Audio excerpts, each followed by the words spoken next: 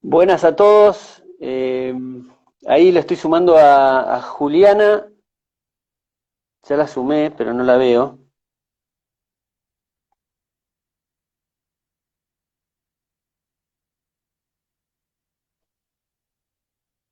Bueno, le esperamos un ratito más a Juliana, debe haber tenido un problema de conexión. Ahí vamos. Ahí Ah, va.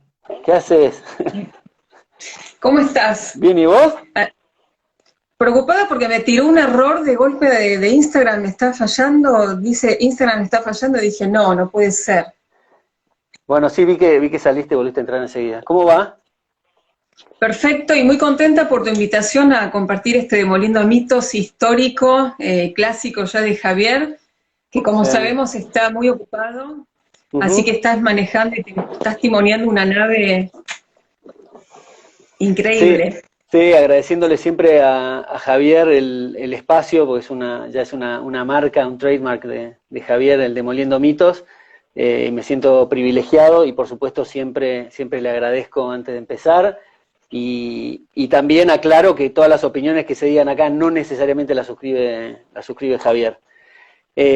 Así que bueno, el tema de hoy, Juli, que fue a partir de, que me pareció interesante, a partir de un tuit que puse yo, algo provocativo también, en cierta manera, para mover telarañas mentales, el tema del trabajo en negro, que decía que me gustaría trabajar en negro por lo que implica eso respecto a que yo puedo ser artífice de mi propio destino respecto a la jubilación, respecto al servicio de salud y demás, y que no me hagan descuentos eso del bruto, y que después el neto me consume el Estado y los sindicatos.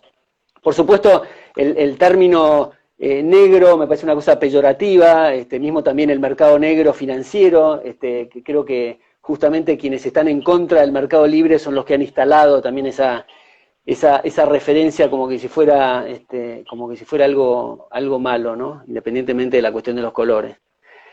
Así que bueno, creo que después hubieron comentarios que si queda tiempo me gustaría también revisar cosas de coyuntura que están pasando, esta cuestión de el consejo del salario, ¿viste? Que implica eso, si realmente se puede aumentar el salario por decreto, está todo conectado, y algunos comentarios que gente, ¿viste cómo es cuando se hace retweet, que generalmente te diría que me siguen mayormente en Twitter liberales, los retweets empiezan a ampliarse en otras redes y gente por ahí quizás no comparte el ideario liberal y empiezan a surgir estos sofismas que quizás podemos hacer un detalle.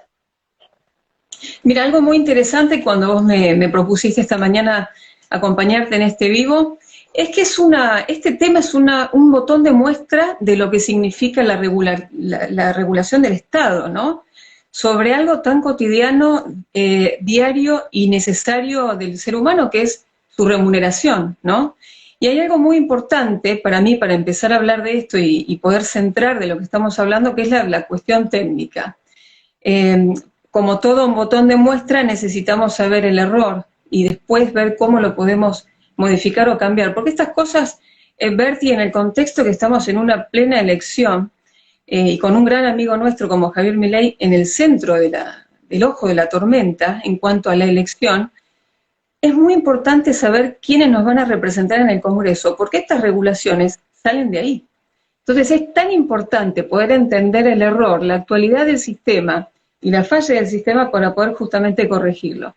Y hay algo fundamental en esto que es justamente entender la composición de cuáles son los factores que influyen en el salario, ¿no? Que son 5 puntos fundamentales. Me parece a mí que una forma de resumirlo es el mercado de trabajo, ¿no? Que es cuando la oferta de la mano de obra es escasa, justamente en relación al capital, a la tierra y a los demás factores de la producción. Los empresarios compiten entre ver cómo pueden producir, y los empresarios cuando compiten es cuando mejoran justamente su oferta. ¿Cómo es que compiten? Compiten justamente entre sí para encontrar a los trabajadores en ese mercado por los que justamente los salarios tienden generalmente a aumentar. Esa competencia de los empresarios buscando el trabajador hace que el salario aumente. Mientras que cuando la oferta de la mano de obra justamente es relativamente abundante y excede la demanda, la competencia justamente de los trabajadores para conseguir uno de esos escasos puestos de trabajo disponibles, generalmente suele reducir el valor del salario. Ese es el primer punto, que es el mercado de trabajo. Después el costo de vida, por supuesto que es la política salarial que debe contemplar el poder adquisitivo de los salarios, ¿no? El que nosotros, cuando tenemos que hablar de esto y cuando lo tenemos que estudiar, nos referimos al IPC, que es un referente justamente de la implementación o actualización de las tributaciones. Aunque hay, digamos, que tener en cuenta que una vez que sube el IPC, digamos, hay una mejoría salarial considerable entre los trabajadores, y bueno, eso generalmente suele ser tocado por el Estado de acuerdo al gobierno de turno, ¿no?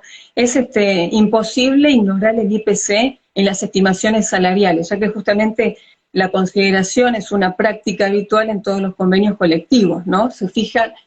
Uno se fija en el IPC para hacer ese convenio colectivo. En tercer lugar, las retenciones, las restricciones legales que existen sobre eso, que es justamente lo que habíamos comentado antes, que es la importancia de saber quiénes nos representan, que es cuando las empresas fijan el sueldo base, justamente complementando el número de pagos en el año, digamos, y cómo lo van a pagar y de qué forma, en cuanto al mercado legal de las leyes y los convenios colectivos, que siempre van intentando maximizar los beneficios de los empresariales, digamos, justamente para la satisfacción del personal, ¿no? Esa es todavía no estamos hablando del Estado, estamos hablando de cómo la empresa trata de fijar estos precios, siempre tratando de ganar en personal y que el personal pueda ganar en salario. Es decir, es el empresario dando trabajo, lo que estamos hablando ahora. En cuarto lugar, la productividad. Los salarios tienden generalmente a aumentar cuando crece la productividad. Esto depende en gran medida de la energía y la capacitación de la mano de obra. Por eso y esto es lo que yo te quería comentar hoy, que los países que más crecimiento tecnológico y disponibilidad de tecnología tienen son los mejores niveles salariales, justamente porque hay una habilidad de los trabajadores superior en tener una alta preparación que les permite justamente utilizar los últimos adelantos tecnológicos para realizar su labor, su trabajo. Y en quinto lugar y último, la capacidad de pago de la empresa, ¿no? Que bueno, desde el punto de vista de la empresa, es el criterio más importante para fijar los salarios, es la capacidad económica para pagar esos salarios. Y aunque parece obvio, en estos tiempos de crisis, encima de crisis post-pandemia, es el valor o el índice, digamos, menos utilizado para medir justamente más que nada por la falta de capacidad de crédito que hay en Argentina. Entonces, estos 5 puntos ayudan a entender cómo se fija el salario o cómo se fija un sueldo por parte de una empresa en la Argentina. En este punto, y acá ya te empiezo a preguntar yo a vos, ¿cómo podemos, si bien lo vamos a hacer y lo vamos a extender a lo largo del vivo, las cargas sociales, aportes, contribuciones, ¿no? Todos esos argumentos del Estado para meterse o empezar a quitarle al empresario y a su vez, y de otra forma que después lo vamos a explicar, también al asalariado, ¿no? Es justamente de lo que hablamos recién, cómo hace el empresario para pagar, y ahora vamos a hablar de cuáles son las cargas sociales y aportes y contribuciones que tienen que pagarle estas empresas al Estado. Ahí es cuando está la inercia de irrupción del Estado en estos temas.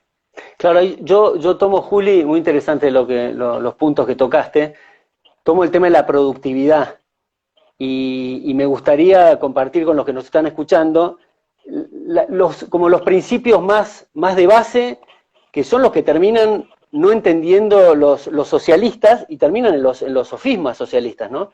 El principio básico de la economía es que los recursos son escasos y las necesidades son ilimitadas. Entonces somos seres imperfectos y tenemos múltiples necesidades, con lo cual, como bien apuntaste vos, el trabajo es un factor productivo escaso. Entonces ya estos dos conceptos los socialistas no lo comprenden, y si vos los escuchás en las campañas ahora, pero no solamente la nueva izquierda y demás, la nueva izquierda te decían, además del salario mínimo, que también lo podemos tocar, decía, ¿por qué no trabajamos todos menos horas, así todos tenemos trabajo? Como que en definitiva fuera hubiera sobrante de trabajo y no justamente que fuera un bien escaso.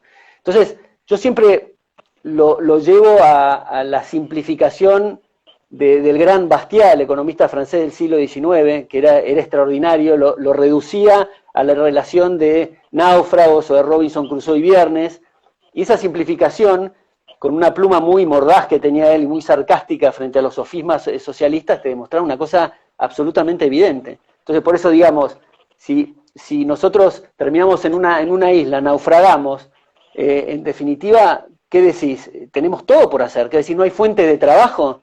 ¿Estoy desempleado? No, flaco, desde la situación desesperante que estás ahora, hasta, no sé, Elon Musk y llegar a la luna, tenés todo ese tránsito.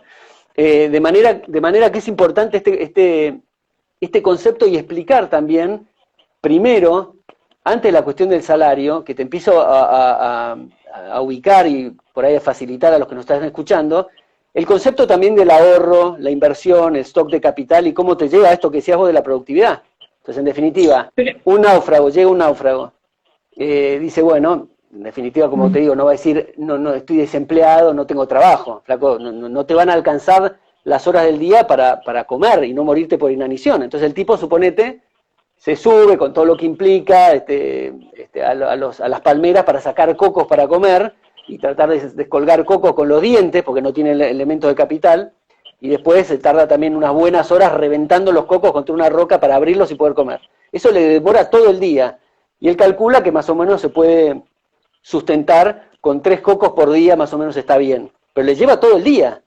Entonces, para no quedar en esa situación desesperante y quedarse con los 3 cocos in eternum, para aumentar su productividad necesita ahorrar. Entonces el tipo lo primero que hace es decir, bueno, voy a hacer un esfuerzo, durante 3 días, en vez de consumir 3 cocos, voy a bajar 3 cocos, pero consumo 2, y voy a ahorrar 1, cosa que al 4.º día no necesite estar dedicado todo el día para buscar alimentos, ya tengo los 3 cocos del día.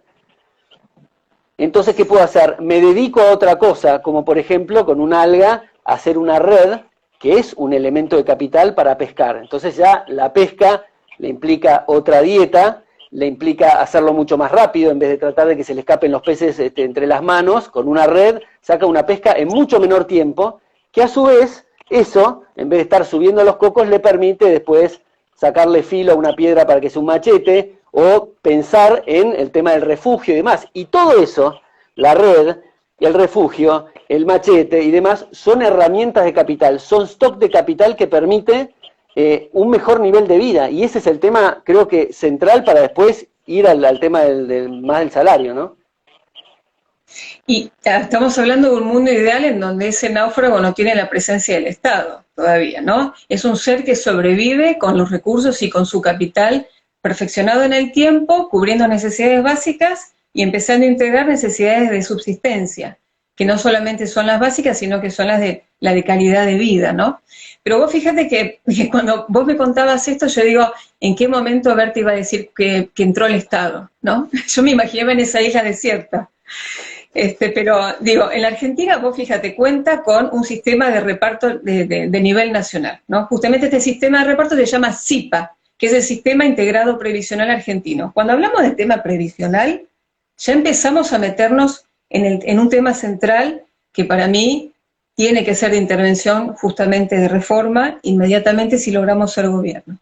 El SIPA justamente es obligatorio para todos los trabajadores en relación de dependencia, y no solo los dependientes, sino también los autónomos y los monotributistas, es decir, es obligatorio para todo el empleo formal de la Argentina. El SIPA en la República Argentina tiene 3 fuentes de financiamiento, digamos, que justamente va impactando en las cargas sociales en cuanto a la recaudación nacional, y bueno, y estas son las 3 fuentes justamente de financiación que tiene el sistema previsional de la Argentina, ¿no? Bueno, justamente, ¿qué definimos como carga social? Vos fíjate, estabas hablando de un ser individual, independiente, autónomo y libre en una isla. Y yo digo, ¿en qué momento está la definición de la carga social? ¿Dónde está el otro en donde empiezan a asociarse, a trabajar en conjunto? ¿Y dónde está el otro que aparece también a beneficiarse del trabajo de esos dos? Eso es un poco la presencia de la regulación del sistema. La carga social es justamente el conjunto de contribuciones a la seguridad social que el empleador tiene la obligación de pagarle al Estado todos los santos meses de su vida, en concepto de qué, de impuesto al trabajo. Y ahí sí, también son los aportes de la seguridad social y que todo empleado debe aportar al sistema mediante la retención que hace el empleador por medio de su recibo de haberes. Ahí estamos hablando ya de cuestiones técnicas, pero es importante empezar a mencionar. La contribución de la seguridad social que el empleador abona todos los meses tiene como destino justamente las jubilaciones y pensiones, obra social del PAMI, asignaciones familiares, fondos nacionales de empleo, obra social, y esto representa, Berti, el 23% del salario bruto de un dependiente en Argentina. El 23%. Yo digo, cuando somos liberales y para mí la palabra dependiente me lleva o me hace ir filosóficamente a el camino a la servidumbre de Hayek, ¿no? No hay nada más no hay nada más conceptual de la esclavitud que la dependencia, ¿no? Esta forma de llamar al trabajador en relación de dependencia ya es estigmatizante, al menos para los liberales, ¿no?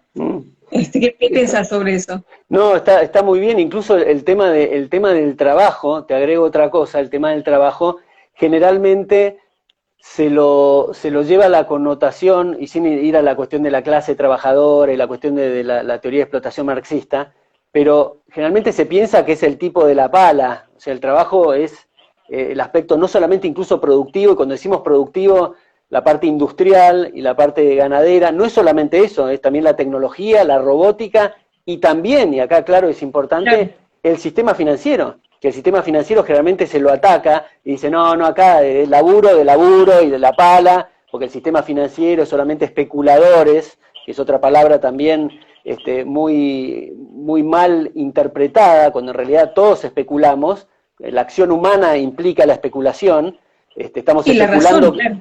Estamos especulando que esto que estamos hablando sea claro para la gente que nos está escuchando. Todos estamos especulando siempre en cualquier acción humana. Entonces, el tema financiero también lo que hace es provee de herramientas y elementos de capital que van a ser de apoyo logístico a distintos proyectos. Eso hace también el sistema financiero. O sea, el trabajo no implica la pala, el trabajo no necesariamente también implica empleabilidad, porque como decimos el caso de un náufrago, no dice no hay fuente de trabajo o quiero emplear a alguien, está solo y se tiene que autoabastecer. Lo bueno justamente de prestar servicios a otro es que en definitiva no sos autosuficiente y te autoabasteces con la limitación que eso implica, sino ahí entra a jugar todo lo que es la cooperación social, todo lo que es los rendimientos crecientes que decía Adam Smith, que en definitiva con la especialización y demás hace que sea explosivo el rendimiento y la cooperación social, como digo, y la división del trabajo. Por eso es importante también después preguntarse, y acá voy a lo que decías vos, cuando se involucra el Estado. Acá en el caso del náufrago todavía no se involucró, sino pobre tipo, creo que se muere a los 2 días. En realidad, y esto es la cuestión que por ahí a algunos le va a sonar raro, pero es así, en un mercado libre, si decimos que el trabajo es un factor de producción escaso y que somos imperfectos y tenemos necesidades ilimitadas, en definitiva, en un mercado libre no puede haber desempleo. Entonces ahora nos vamos a preguntar por qué existe desempleo en definitiva, pero en un mercado abierto no existe desempleo. Puede existir en un país pobre salarios bajos, en definitiva, pero nunca, es un tema de salarios, nunca decir no tenemos nada que hacer, al revés, los países más pobres tienen mucho más margen para mejorar y hacer porque se están muriendo de hambre. Entonces, ¿cómo que no hay trabajo? Hay un montón de trabajo para hacer. Ese es un tema también que creo que contradice estos sofismas. Ahora, la pregunta es, ¿cómo se pueden mejorar los salarios? ¿De qué dependen los salarios? Bueno, depende del tema, además de la productividad, que es el final del cuento. Yo creo que la raíz del tema es el tema moral, que tanto insistimos los liberales, y Javier Milei también insiste, el tema moral, que es la raíz de todo, es respetarnos mutuamente y que en definitiva lo que fue la revolución liberal es la revolución de la propiedad privada y el respeto por los derechos por la propiedad privada, la vida, la libertad y la propiedad. Eso hace que marcos institucionales que protegen eso impacte en el tema de la economía, la productividad, los incentivos y los casos, digamos, de superación del hombre. Esa es la clave, crear marcos institucionales que estén sujetos al tema del derecho y tengan implicancias morales para... Porque generalmente si hablas de solamente el tema de la economía, por ahí te distraes en temas menores. Sí. El otro día en un espacio estábamos hablando de las distintas regulaciones del campo, decíamos, bueno, no, uno decía, lo que hay que liberar es el dólar, y la cosa muy de chiquita, es decir, es casi como pedir vivir en una jaula un poquito más grande. Si vas al tema moral, haces una especie de scanning de absolutamente todo y te das cuenta cómo el Estado invade el trabajo y nuestras vidas. Es que en Argentina la crisis es moral y es la ética pública del funcionario de gobierno. Pero es una crisis social, digamos, no es un Argentina no tiene problemas económicos, Argentina produce más de lo que la sociedad puede consumir, pero la administración es lo que falla. Vos fíjate que hablabas de cómo mejorar el salario, los aportes son retenciones. Los aportes son retenciones que se le aplica al trabajador sobre su sueldo bruto, digamos. Son remuneraciones sujetas a retenciones. Es decir, no es nada, acá no hay voluntarismo, acá son violaciones absolutamente a la voluntad del ser humano que hace el Estado como ente regulador. Digamos, cada recibo de haberes contiene una columna de descuentos llamados aportes. Son 3 retenciones por ley, por ejemplo. ¿Cuáles son? Jubilación, obra social y PAMI. Jubilación es la ley 24.241 que retiene el 11% del sueldo bruto. Obra social es la ley 23.660 que es la retención del 3%. Y el PAMI, que es la ley 19.032 que retiene el 3% del sueldo bruto. Estos 3 puntos son las retenciones que tiene el sueldo bruto de un trabajador. Vos fíjate, Bertí, en el punto 1 y 3, es decir, jubilación y PAMI, en el caso de que el trabajador presente servicios de medio turno, de media jornada, se aplica solamente la media jornada. Pero no en el punto 3, que es la obra social, el PAMI, donde, digamos, siempre será sobre el 100% del salario básico el convenio y complemento, según el caso, sea la jornada cumplida. Vos fíjate, ni siquiera la regulación está sujeta a algún tipo de voluntad de quien trabaja, porque es el sudor de su propia frente, el trabajo es algo propio y digamos va a ser mucho o poco de acuerdo a la valoración de la calidad de vida de cada persona, pero vos fíjate, te sacan sin ni siquiera preguntar o hacer una especie de sondeo de opinión en qué punto se tiene que sacar más o se tiene que sacar menos. Simplemente en el PAMI sacan el 100%, es algo absolutamente terrible. Y bueno, ¿cómo se puede mejorar? Vos fíjate, yo tengo un ejemplo que te lo quiero comentar, pues hoy me lo aprendí más o menos para no tener que leerlo, porque odio leer cuando tengo que poner los lentes. Miremos el ejemplo. Por ejemplo, Juan tiene un sueldo básico de convenio de 14.417 pesos, ¿no? Juan tiene 2 años de antigüedad, eso le sume 288 pesos con 34. Vamos a hacerlo así para que sean números redondos después.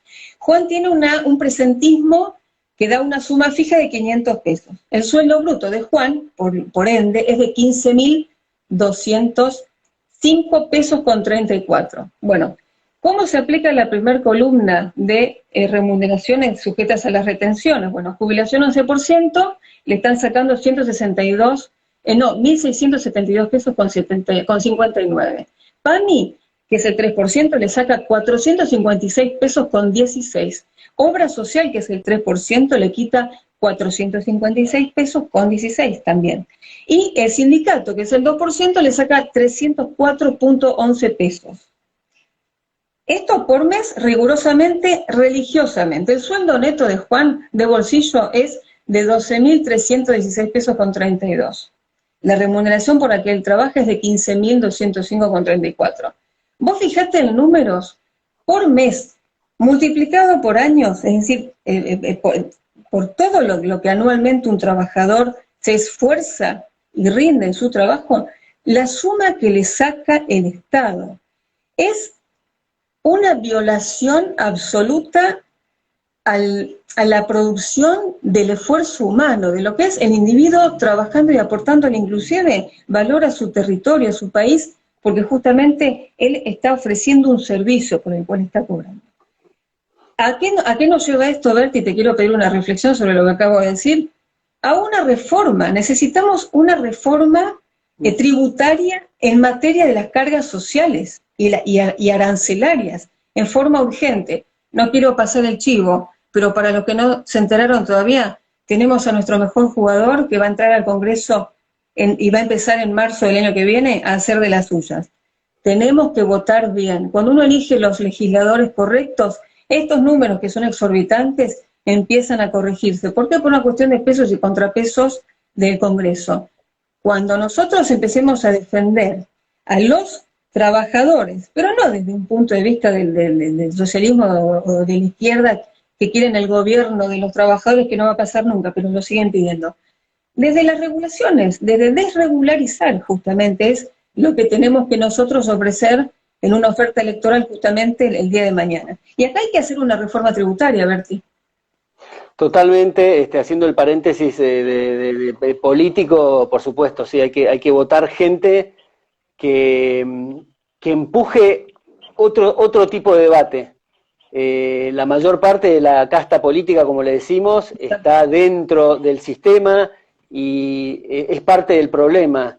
Es parte de los que están con la cánula chupándonos la sangre a través de esto, por ejemplo, una de las cosas que estamos hablando del salario, con lo cual hay que ir con temas de fondo como las propuestas que está haciendo Javier, y en materia laboral estoy seguro que parte de la desregulación de todo lo que es el mercado laboral es absolutamente importante y fundamental para cambiar. Ahora, el Estado te ataca por los dos caminos, digamos, por la empresa y al empleado también. Aquel tuit que te comentaba al principio partía de eso. Yo, como empleado, pucha, a mí me gustaría, ¿qué es esto del sueldo bruto y el sueldo neto?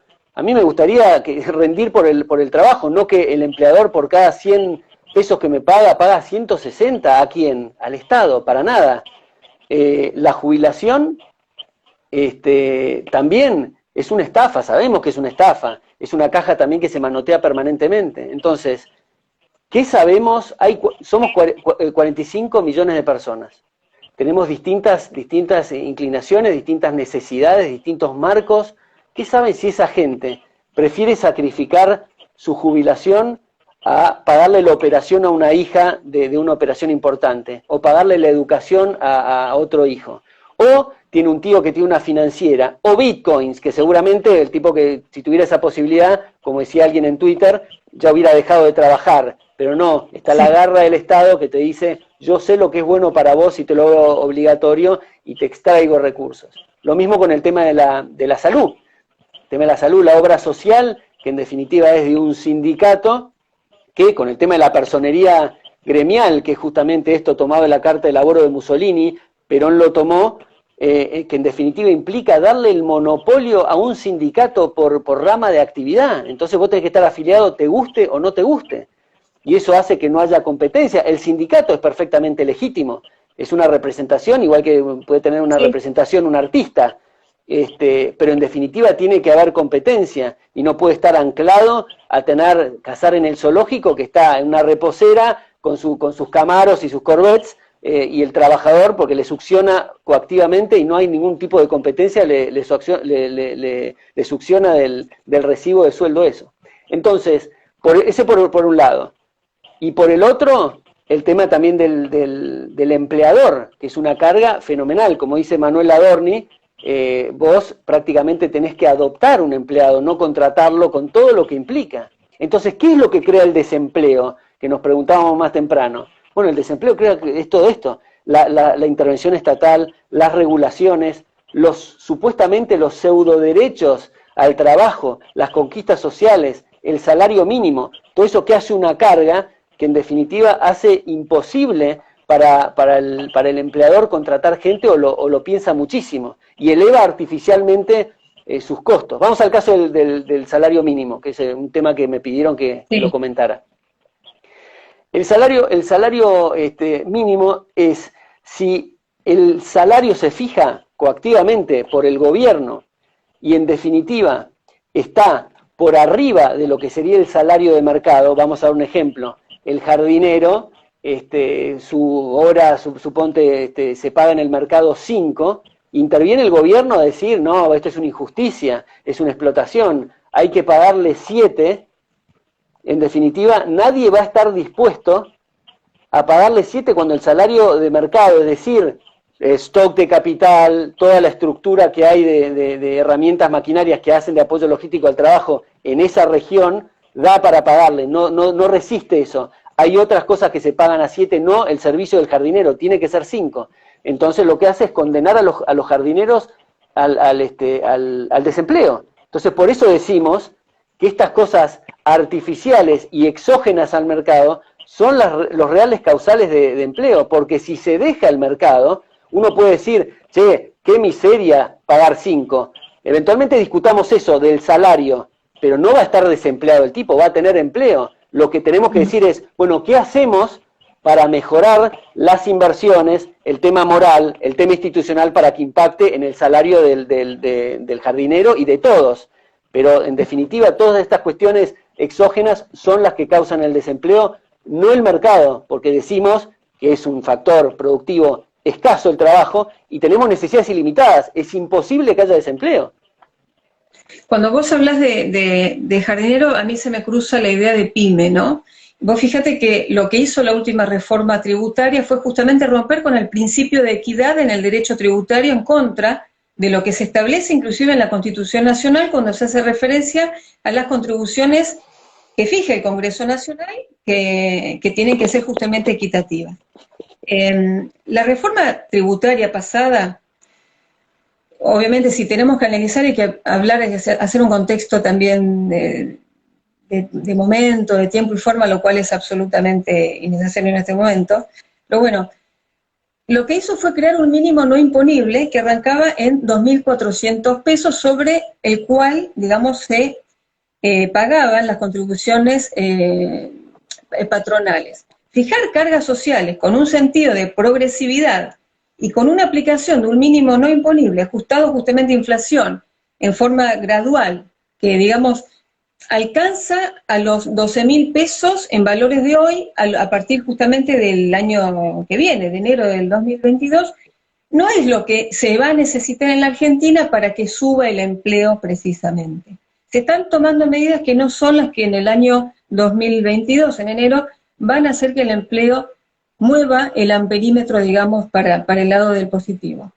Digamos, acrecentar las cargas sociales en las pymes, que son el 17 mira, en este momento es el 17.5% lo que se le aumentó a la pyme en cuanto a cargas sociales.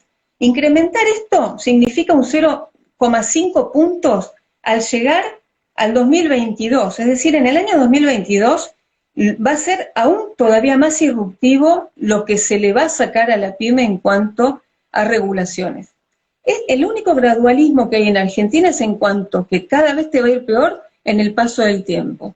Entonces es una cuestión que no tiene vuelta atrás. Si no se corta, si no se cambia la visión, el paradigma, y no se pone un horizonte político de libre mercado, como vos decís, y que el mismo mercado regule la oferta y la demanda, y eso es absolutamente natural, esto va a ser absolutamente para darse la piña de frente, como digo siempre. Pues fíjate, los grandes tributan un 21% para el año 2022, y las pymes van a estar tributando lo mismo por una cuestión de ajuste, van a estar en un 19,5%, casi un 21%. Casi una pyme, Berti, va a estar pagando lo mismo que las grandes empresas. Entonces es algo que no tiene, bueno, obviamente rompe con lo que dije antes, el principio de equidad, que está protegido por la Constitución Nacional, y esto tiene que ver obviamente con la crisis moral, de representación pública, de que no tienen, digamos, la crisis de representación política también es lo que hace que Javier Milei hoy esté seguramente siendo la segunda fuerza en Argentina, digamos. La gente se empieza a dar cuenta que las regulaciones son inmorales, son violaciones sistemáticas. Totalmente, y ni siquiera, porque cuando uno dice igualdad ante la ley y demás en la cosa tributaria, también no se trata de decir que estemos todos metidos en un gulag y nos revienten a impuestos de forma igual. Justamente, en definitiva, es ir al aspecto moral, al aspecto de que decíamos al principio, donde la misma tributación de esto, dado que tomemos el tema del Estado mínimo, que de mi modo de ver el asunto, creo que comparte una misma naturaleza que el Estado presente o el Estado un poquito más grande.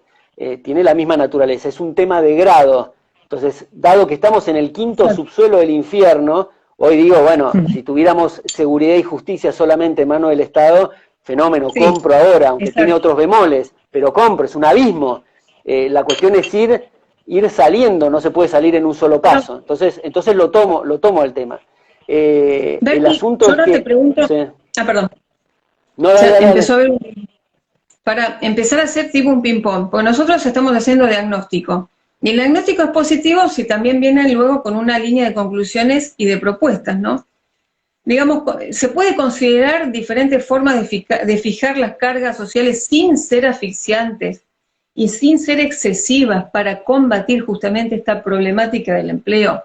Bueno, yo te tiro una manera quizás más volátil que las demás, puede ser otorgar una reforma tributaria aplicando criterios de operatividad, estableciendo que las cargas sociales se apliquen sobre diferentes entes básicos, digamos, de los convenios, y que sean remuneraciones que superen el salario mínimo, vital y móvil, fijado justamente por el Ministerio de Trabajo.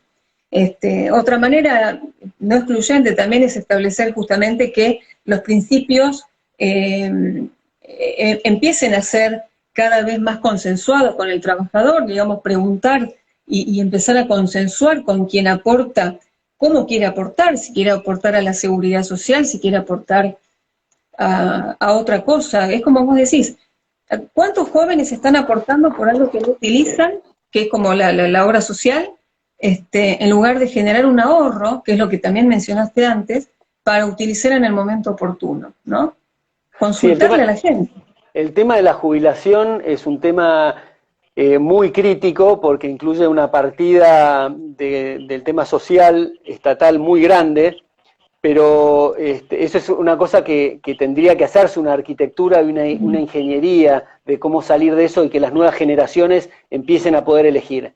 Pero yo, centrándome en el tema del deber ser, como decías al principio, es que es inmoral que nos digan que la jubilación nos la va a dictar el Estado y cómo tenemos que manejar nuestras pensiones o nuestro futuro.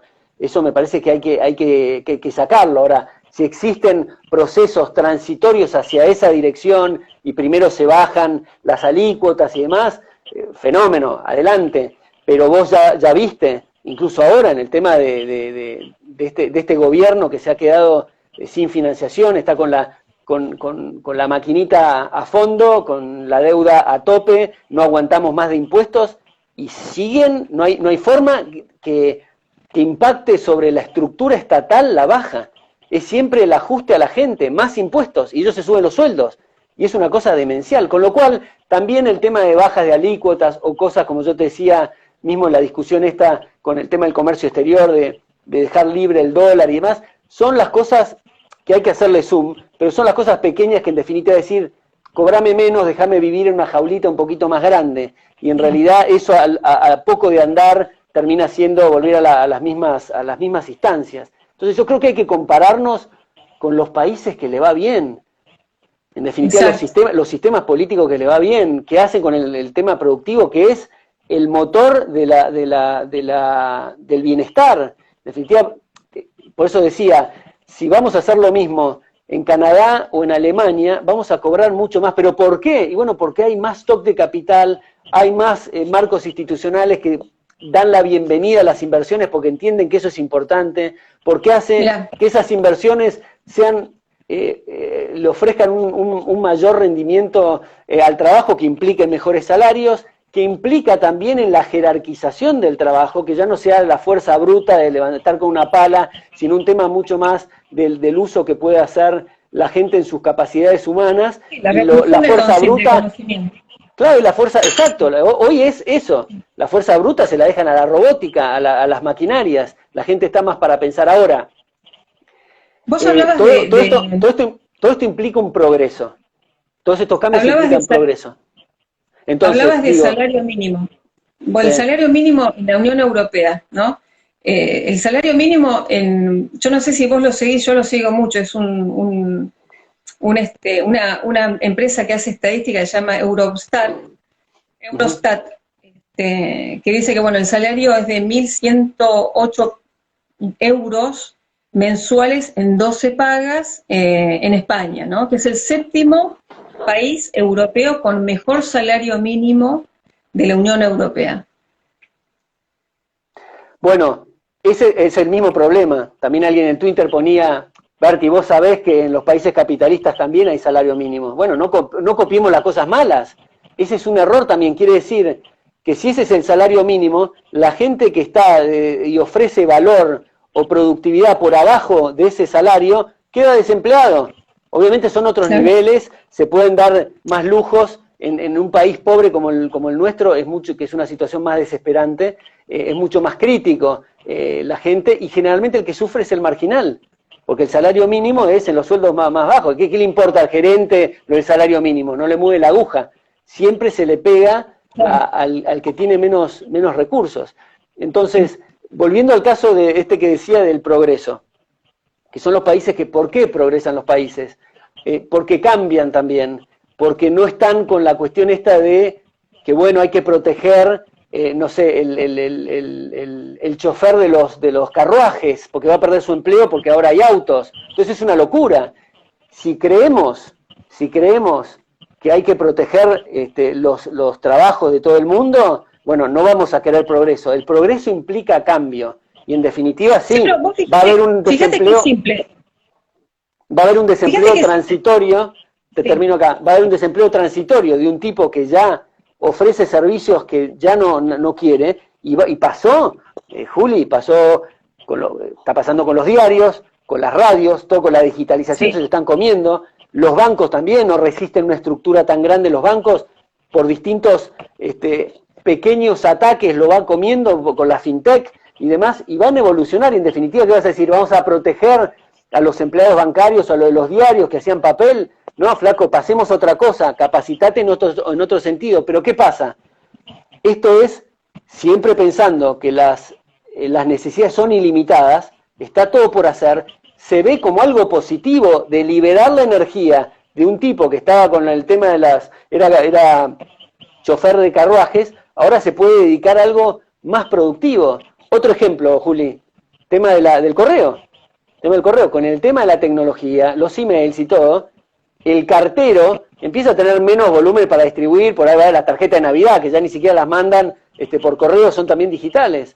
Entonces eso empieza a reducirle el tema. Si se quiere plantar ahí, bueno, por eso están los sindicatos, viste, Moyano, que le mete presión para que el correo, y todas cosas vetustas que en definitiva son medidas antiprogreso, que uno se quiere anclar en la posición que tiene a costa de otros. Entonces, también pensaba, mientras te decía, uno dice, bueno, el tema del correo quedará para las encomiendas, que son cosas pesadas, ni siquiera. Ahora Amazon está haciendo deliveries con drones. ¿Y qué implica la cuestión de los drones? Algo extraordinario, algo que miles de industrias se vuelven a crear que antes no existían. Y eso hace que en la distribución que por ahí tiene Amazon y toda la línea desde la producción hasta la distribución, bajen los costos, lo cual se puede aumentar la producción. Si se aumenta la producción, bajan los precios. Si bajan los precios, hay salarios reales mayores, es decir, te da más poder adquisitivo, porque ahora algo que te salía 10, ahora lo pagás 5, entonces tenés más capacidad de pago, de compra, y en definitiva eso es mejorar la calidad de vida. Y supongamos que no aumentás la productividad, bajás los costos con el dron y todo, y no aumentás la productividad porque puede ser que ya está saturado el mercado y ya la gente no quiere más de lo que vendés. Bueno, eso deriva esos márgenes en otras áreas, en otros negocios que antes no existían y no podíamos cubrir. ¿Por qué? Porque los recursos son escasos. Entonces es algo maravilloso. Y eventualmente puede ir a un mercado que ya existe, pero se pone a competir y hace fuerza ahí en la competencia también para aumentar la productividad, bajar los costos, mejorar los precios y demás. Entonces todo progreso, todo fascinante. Ahora, si nos queremos anclar en la cuestión de mi trabajito y el sellito y el correo y el vendedor el hombre de la barra de hielo, estamos fritos. Y como regulación del Estado, como un Estado liberal, digamos, como podríamos llegar a soñar en algún momento, qué sé yo, hay una forma que no es excluyente, que es que en los primeros 3 meses de la relación laboral de cada persona no se le apliquen las cargas sociales directamente, como una suerte de facilitar la inserción laboral, tributando una alícuota fija en concepto de carga social, ponele, diferente a las que habíamos hablado antes. Una tercera salida también puede ser como Estado liberal o como Estado, digamos, de reforma, tomar las cargas sociales como un pago a cuenta de otros tributos fiscales. Eso también se podría hacer. Las cargas sociales son más regresivas, ya obviamente la naturaleza misma de la carga social así lo indica, ¿no? Son de similares entidades, digamos, con respecto a la independencia del nivel de las remuneraciones. Todo el sistema está distorsionado. Entonces, sacar todo el sistema de lado, dejar a los arancelados sin pagarlos, es parte también de generar un saneamiento. Y también cambiar un poco el paradigma, ¿no? Los empleados con su contribución, digamos, a la seguridad social, financian parte de las presentaciones que aparecen en el ANSES, ¿no? Todas esas cuestiones que son para generar, me parece a mí, una masa de personas que no trabajan, los planes sociales, todo ese dinero sale de algún lado, ¿no? Que sale justamente del trabajador que aporta. El Fondo Nacional de Desempleo, el sistema jubilatorio, el PAMI, son en general relaciones que tienen que ver en forma directa con trabajadores concretos que están siendo violados y vaciados para mantener una casta social, porque también está la política y también está la casta social, que son los que se jubilan sin trabajar, los que reciben acumulación de planes simplemente por ser padres, por tener tanta cantidad de hijos y demás. El trabajo de ser pobre en Argentina es muy remunerado. Y eso también tenemos que empezar a cambiarlo, ¿no? Sí, totalmente. Como vos decís, el cambio cultural es una cuestión moral. No hay que perder de vista también que en toda esta tramoya y que la describís muy bien vos, donde es como un acuerdo tácito entre los políticos, que para vivir de la política, que es vivir de nosotros, hace un acuerdo tácito con las mayorías, que a cambio del voto está la promesa de expoliar a las minorías. Ese es el problema también de la democracia, que en definitiva, no me canso de citarlo, a Benjamin Franklin, que decía que son 2 lobos y un cordero que votan que se come. Esa es la democracia. Entonces, por supuesto es un sistema imperfecto porque somos imperfectos, pero lo que se trata, hasta que eventualmente nos demos cuenta y pasemos a una instancia de que no exista el Estado, lo que hay que hacer es limitar el poder, porque siempre va a estar atento a la voracidad que vemos permanentemente, Juli, en el Congreso. Y cualquier política que se haga para reducir un poco o alejar un poco el totalitarismo, esto que decís vos, o las alícuotas, o en definitiva que el tema impositivo sirva para otra cosa y aliviane, bueno, eso se va a notar en el sistema productivo también. Mi propuesta o mi idea es ir una cosa mucho más de fondo y no una cuestión de grado. Por supuesto está la política, que la política es el arte de lo posible, lo que la gente está dispuesta a escuchar y lo que se puede plantear, pero yo creo que hay que dar el primer paso en la línea de fondo, porque la cuestión de la alícuota es simplemente después levantar una mano para subir la alícuota. Cuando vos Claro. abolís el Banco Central, se terminó el Banco Central, no estás hablando de la independencia y de distintas cosas que en definitiva no sacan de raíz el problema. Y esto lo mismo pasa con la jubilación y las obras sociales. Las obras sociales es mucho más fácil de que la jubilación, que arrastra otros problemas. Las obras sociales, es decir, flaco, compitan, se desregula. Al tipo que le estás descontando coactivamente, bueno, validá si quiere seguir con vos, porque ahora van a haber otras en el gremio de los carpinteros o de los taxistas que van a ofrecer otra cosa distinta porque ya no tenés la personería gremial. Hay que abolir eso. Sí, la personería jurídica como cualquier institución, y está bien que existan los sindicatos, pero no ese monopolio y que el tipo, como te digo, está en su reposera y le cae el dinero de todos los días del trabajador. Y eso es lo que va a seguir si esto sigue como viene, ¿no? Porque Totalmente. convengamos, Berti, que si esta gente gana o si logra sus objetivos en el 21, el 23 está entregado, digamos. Está entregado. No podemos permitirlo. Tiene que haber un despertar no solamente de las ideas del liberalismo, que ya lo está, sino que tiene que haber un acuerdo social de segunda fuerza en la Argentina. Tenemos que llegar a convencer a la sociedad que no solamente hay que ganar, sino que hay que ganar por mucho número, por mucho margen. Y yo te pregunto, en el 23, en una presidencia Javier Milei, que por supuesto si se postula va a ganar, pienso yo, ¿cuál sería tu posición en un gabinete? Mirá la pregunta que te estoy tirando, sí. ¿Dónde te ves en el gabinete de ministros?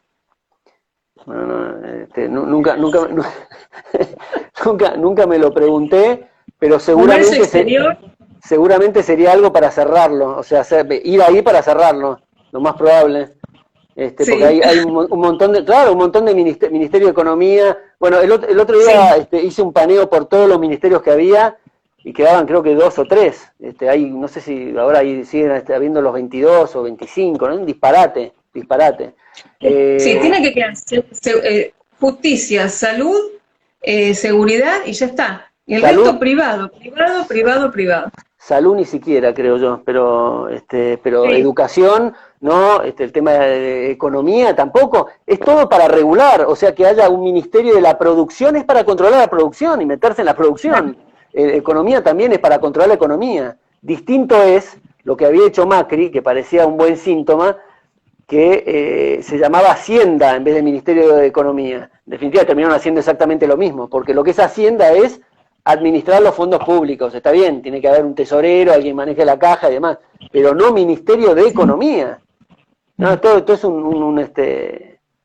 un gran papelón. Yo me anoté, faltan 5 minutos, me anoté algunas cosas que creo que por ahí a los que nos están escuchando les puede interesar porque son cosas que surgieron de coyuntura o surgieron en comentarios de este tuit que te comento vinculado al tema del mercado laboral. Uno es este tema, bueno, del consejo del salario, que es ridículo, como yo decía también en otro tuit, es como exista un consejo de la gravedad, donde se reúnen burócratas para decir a qué velocidad tienen esta semana que caer las masas y las manzanas. Es ridículo, por todo lo que explicamos, en definitiva. El salario lo fija el mercado, no por decreto, sino esto que resolvieron, que no sé cuándo terminó el salario mínimo siendo, ¿por qué son tan tibios y no lo ponen en $100.000? ¿Por qué? ¿Por qué 33.000 y no 34 o por qué no 32.500? Es una ridiculez absoluta.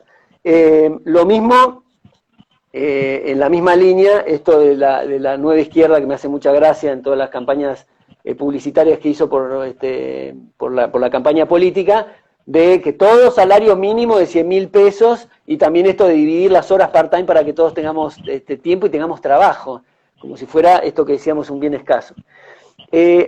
Otra cosa que decían, que en algunos casos me decían algunos improperios, era decir qué fenómeno, qué sé yo, cómo el tema en negro, porque vos nunca estuviste en negro, me explotan, la vez que trabajé en negro me explotan, me pagan poco. Bueno, el tema ahí tiene una doble explicación.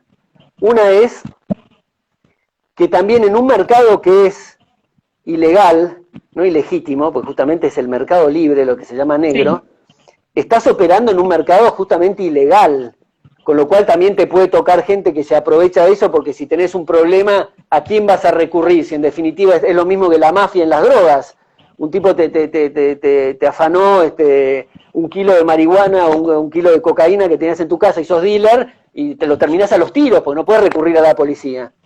Esto es algo parecido, lo que se propone justamente con lo que se dice en negro, que básicamente es mercado libre, que yo no tenga retenciones, es guiar tu propio destino y tener, por supuesto, eso es otra cosa que decían, yo tuve un contrato una vez de palabra con un empleador y no me pagó. Bueno, flaco, no quiere decir que tenga que ser de palabra, es un contrato también, y le das la rigurosidad que vos quieras darle para asegurarte, digamos, los compromisos de las dos partes. Eso no quiere decir... Es un contrato regulado por particulares, básicamente, Exacto, que también existe.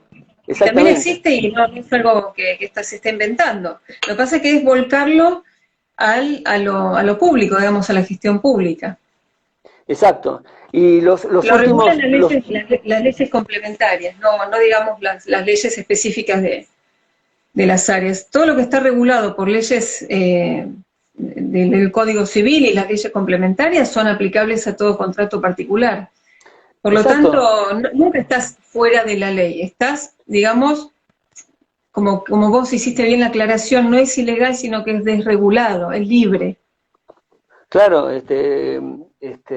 como cualquier otro contrato, en definitiva no te lo rige, podés estar en un sindicato, que el sindicato te represente para fijar las condiciones, perfecto, es legítimo, competís también, en definitiva esto es lo mismo, la cuestión de la representación sindical es lo mismo que la representación de un artista, que lo representa en negocios. Ahora, si vos ves que el tipo quiere ganar un porcentaje muy jugoso y estás perdiendo shows porque el tipo le apunta a otra cosa, o en definitiva empieza a pedir coimas y no ves un mango, y bueno, tenés un tipo que no te sirve. Lo bueno es que tenés competencia. El peor de las situaciones es que tengas algo monopólico y que el representarte a artistas... Hay un caso, con esto termino, que me viene a la cabeza ahora, de la cuestión de lo que es el tema de los sindicatos y cómo nos chupan la sangre. Hay un general manager de los Yankees que trabajó, ya se retiró, está del 92 al 95, es un equipo de béisbol de New York. Se llama Buck Showalter. En el 94 había una serie, en esa época, muy conocida, un sitcom que se llama Seinfeld, que no sé si lo conoces. Entonces lo invitan a participar en uno de los episodios, que es muy, muy divertida la serie, que fue una explosión cuando se lo emitió, que duró 9 años, y después ahora hacen reruns todo el tiempo en todos los canales. El acuerdo que tenía el tipo por participar, que el tipo se dedicaba al béisbol, tenía que pagar el Screen Actors Guild, que es el gremio de los actores de televisión, tuvo que pagar la cuota. Y el acuerdo es que por cada vez que se hace un rerun, es decir, se vuelve a pasar por televisión el episodio donde sale él, al gremio le tiene que pagar $19. Y lo que le pagaba Seinfeld y la producción de Seinfeld por la participación, por cada rerun, es 89 centavos de dólar. Con lo cual cada vez que sale el episodio el tipo dice, pérdida total, sí. y se quiere sí. matar. Esas son las representaciones y los mercados cautivos que le dan a sindicatos en vez de competir. La competencia por bienes de igual calidad o mejor servicio, ¿no? Que es lo que, como dice la regla. Pero la cuestión es que la sociedad es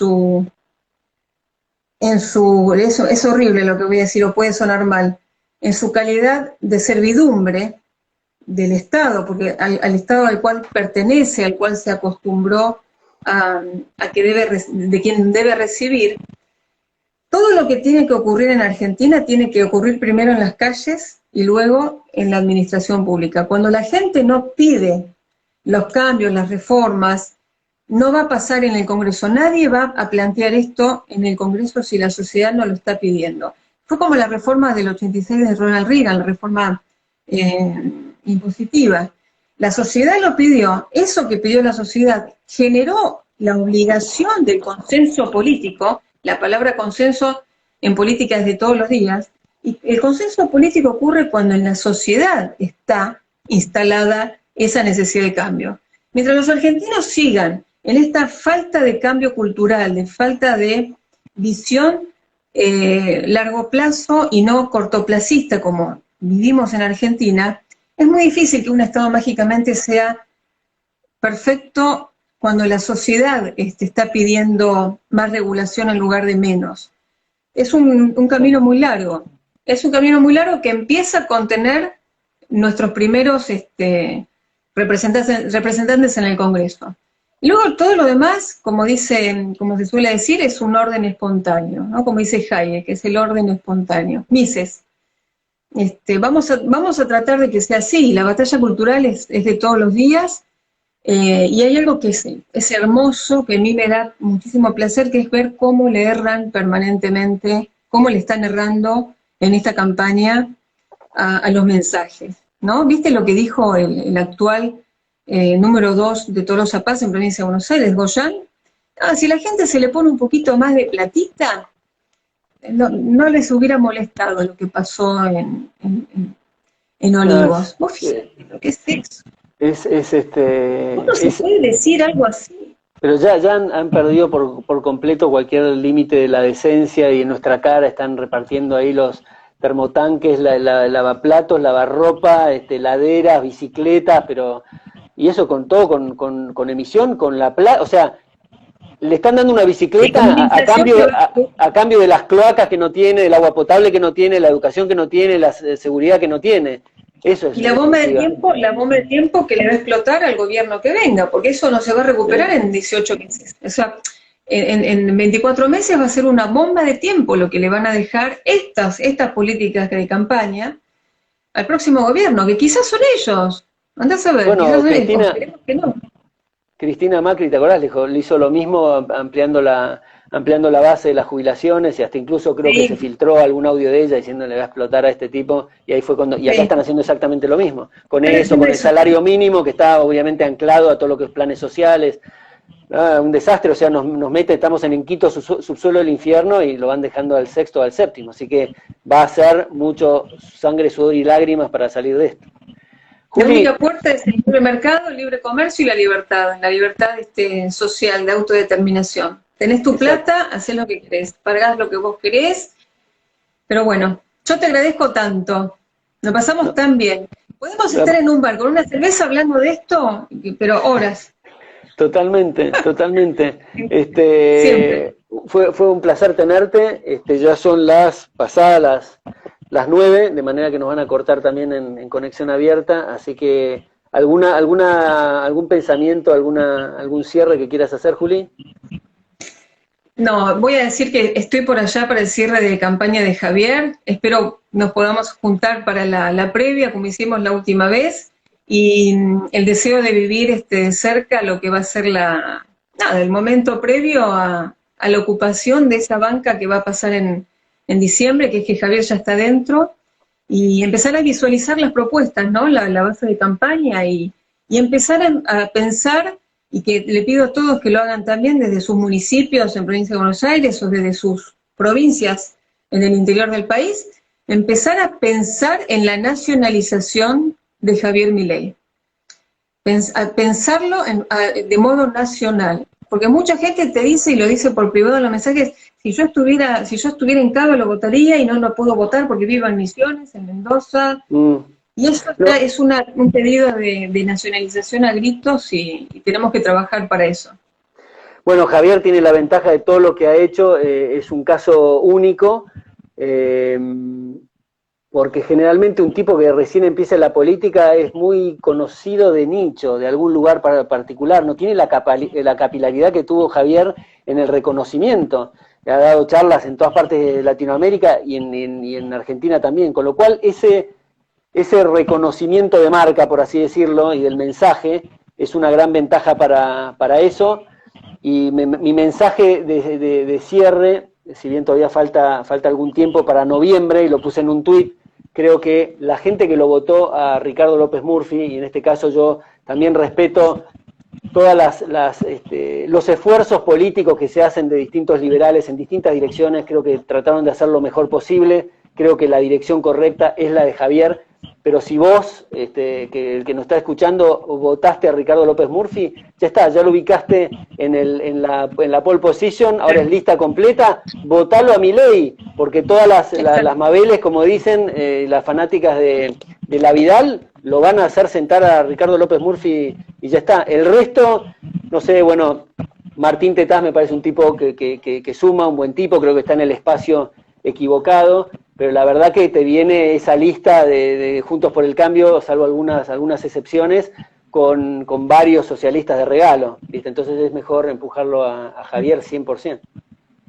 Si la gente no conoce mucho de las internas de los partidos políticos, bueno, yo si bien un poquito lo adelanté en aquel glorioso espacio de Twitter, yo ya sabía lo que iba a pasar después con el dedo, ¿no? Con las candidaturas a dedo y demás. Son estafas a la militancia y que después van a ser estafas en el Congreso. Vos tenés que votar independencia en las ideas, en las propuestas, y eso es Javier. Javier representa la antivalija, el antinegociado y justamente lo más importante, el anticompromiso político. No tiene un compromiso político, sino que tiene un compromiso social, Javier. Javier está ahí porque por una demanda social. Y está ahí porque la gente no... Claro, el resto está por un compromiso político. López Murphy y toda esa lista tiene un compromiso político. Vos fíjate cómo salen en la foto, salen atrás del todo. Porque primero están ellos. Yo digo que estuvieron conociendo los pensamientos de Juntos por el Cambio y el colectivismo que predomina en sus ideas, creo que le hicieron un favor ya enorme a López Murphy donde lo ubicaron, para que te des una idea.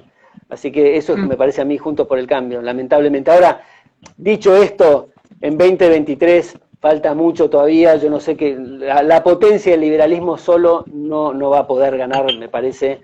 Va a tener que hacerse una coalición para que no ganen los kirchneristas y después seguir con la batalla cultural.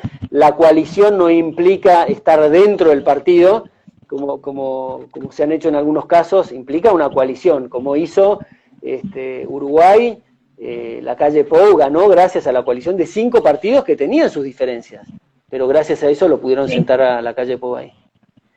Absolutamente.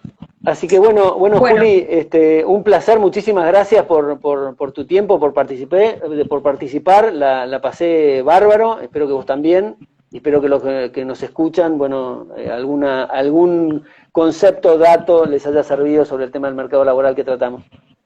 Yo creo que sí, porque sos muy claro y muy coherente en tus planteos, y la idea también habla del foco en donde hay que ponerlo, ¿no? Las cosas vienen por este lado: el salario, el trabajo, el libre mercado y la regulación del mercado, que es el más justo y es el que en el mundo hace que existan esos equilibrios que se suelen romper cuando solamente es la política lo que maneja el sistema, y en realidad lo tiene que manejar el mercado y la industria.